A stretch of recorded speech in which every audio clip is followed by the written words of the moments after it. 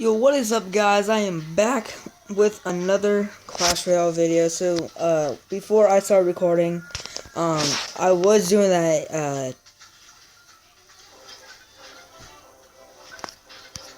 I was doing this death challenge. I got 4 wins. So yeah, let's open this chest.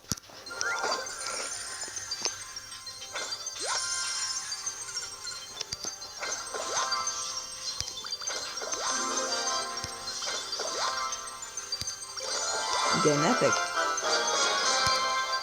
It is like so laggy.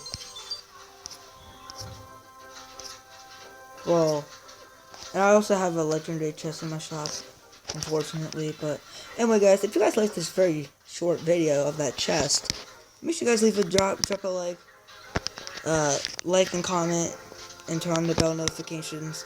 I'll see you guys in the next video. Peace.